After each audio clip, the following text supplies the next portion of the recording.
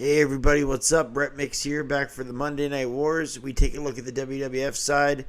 In this video, we do the reviews in under 10 minutes. Hit like and subscribe if you're enjoying these. Only the good stuff from here on out, as the Raw Wars get a lot more exciting into 97 and 98.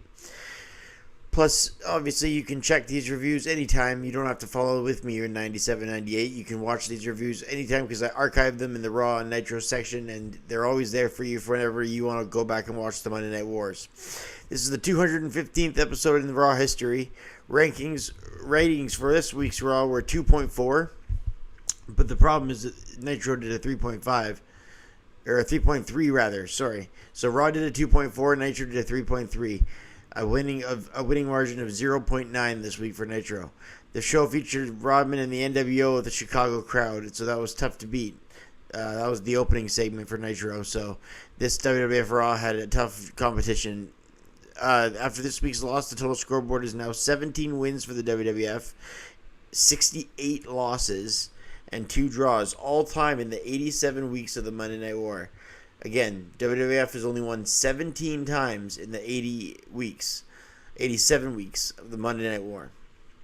It went on Monday night this week, June 16th, 1997, live on the USA Network from Lake Placid, New York. Vince McMahon and JR started the show on commentary. We open up with the Thorn in Your Eye video package and pyro like always. McMahon says, "The most enthusiastic crowds are in the World Wrestling Federation." He says something like that on the commentary, and then he goes into the ring because the glass shatters, and Austin opens up the show with his entrance. McMahon in the ring and to interview him in his Raw's War jacket. Austin says enough about this tag team tournament and whoever tags with him, he doesn't need them. And just then, Mankind jumps on the Titantron and says, hey Steve, and Mankind gets a pretty decent pop from the crowd. Mankind says to Steve that they would make great partners. They would run through the whole WWF tag team division. Austin says he doesn't need no freak behind him, and he doesn't need HBK either, shaking his ass as the girls cheer. And Mankind says he says he could be like HBK because he has a nice ass. Austin calls him a fat ass. All of a sudden, Mankind ends this part of the promo by saying, "Have a nice day. Think about it. Have a nice day." And then Ken Shamrock comes out with no entrance theme. Just comes out because he didn't have one back then. And he just comes out with his shirt and his pants. And then he takes his shirt off saying, "Let's get it on, Steve. Let's go." Shamrock begins a new one as he comes to the ring. And he says, I want to take on you tonight, Austin. Austin says after he gets done beating Pillman's ass, he'll beat Shamrock's ass. So, interesting opening segment. Unfortunately, the segment had to go up against that awesome NWO entrance from Chicago where Rodman came in and Nash is smoking a cigar, and it was just a cool NWO entrance. Too bad that Raw had to go up against that. Or else this was otherwise a pretty good opening, because we have Austin Pillman later in the night with the Hart Foundation members ring post handcuffed. We start off the night with Owen and the Bulldog in the ring anyway, versus the new Blackjacks. This is a tag team tournament quarterfinal match.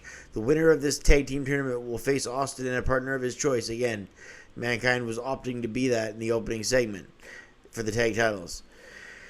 Hart Foundation looked to add to their gold. They have the European Intercontinental Slammies. They want back the tag team, and they want the world one with Brett, obviously, one day. Owen with a huge drop kick. He caught Bradshaw with a big spinning heel kick, and Bulldog got an inside cradle at 3:35 to win that match. I gave it a star and 3/4. They show clips of the Nation being fired last week. Savio Vega crushed along with Clarence Mason and being fired from the group. He says tonight he promises 2 better and blacker Nation members. Can't believe they get away with saying this stuff back then. It's pretty crazy. Triple H with Chyna versus Phineas Godwin. They do a good job building up Helmsley as the king of the ring. Phineas getting the support of the crowd and kissed Chyna on the apron, but turned around and got a pedigree. So the 1997 King of the Ring Triple H put away Phineas Godwin at 3:37 to the pedigree, gave it half a star. Afterward, Henry O. Godwin came into Phineas' eye, and he said to him, "This is all your fault, McMahon," as he pointed to Vince. Vince said, "Apparently everything's my fault lately." Farouk gives McMahon some inside. He's giving McMahon some news of the inside of the new Nation later tonight. He'll introduce 2 more members. Chris Candido took on Brian Christopher. Sonny came out to make the ring announcements. Lawler's son with his WWF debut here. And then taking on the former Skip from the Body Donis, Chris Candido, right? May he rest in peace. Candido won by DQ, and the King and the RVD came in.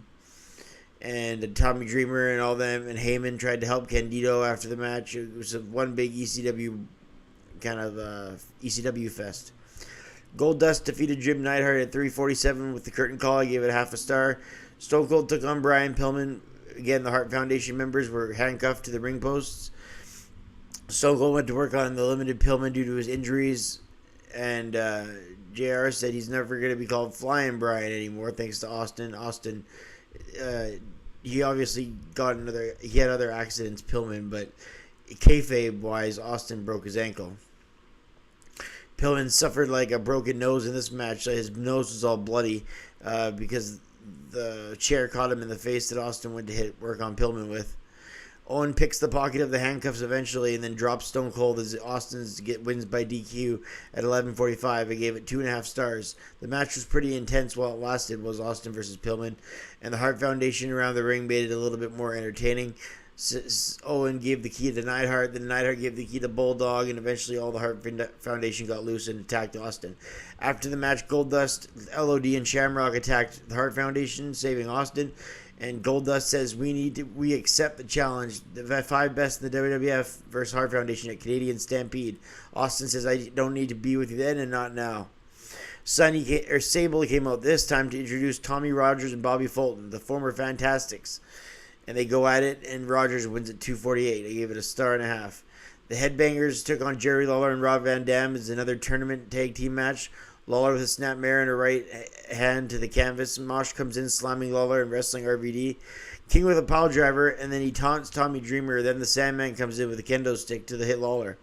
At 3:37, the Headbangers advanced in the tourney when they have won after the Headbangers came off with a high-risk maneuver from the top. Gave it a star and a quarter. A star and a quarter. After the match, the ECW stars went at it again as RVD gets in the mix after King labels him Mr. Monday Night. Main event, The Nation, Kama, and Farouk, as Kama Mustafa has returned. He's the mystery tag partner against Ahmed and Undertaker, except Farouk promised one more Nation member, so who's he going to be by the end of the night? So we'll see.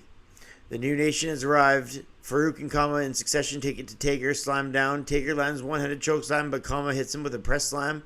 Kama pins the WWF champion clean after all the Nation members attacked Taker, and Ahmed didn't help. At 6:07, the Nation get the victory after Kama pins the dead man. However, it was a number of men on one.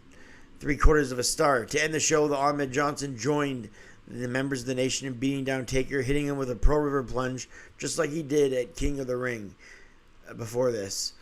Then he walked slowly up the ramp and looked around with his Nation members and put the fist up in the air. Oh my God, Ahmed Johnson has joined the Nation of Domination. Big twist there, and he says the Nation's going to get blacker. Well, Ahmed Johnson is that, and so now the Nation consists of D'Lo Brown, who's not quite a full-time wrestler yet. He's still in his suit. Farouk, the leader.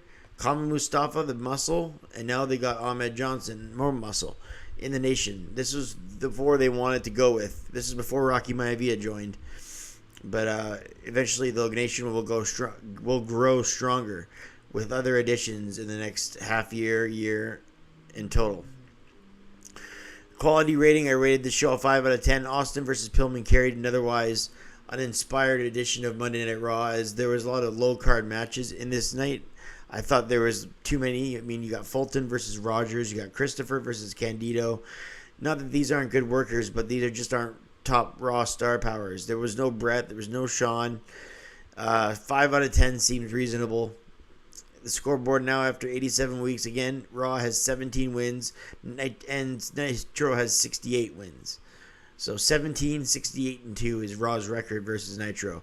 Tune in for more Raw is War reviews. It's getting better as the years come to 1997, 1998, and 1999. It's going to get better as we go. I'm Brett Mix for this Raw from June of 1997, and I'll see you guys on the next one. Thanks for watching. Like and subscribe, and I'm out.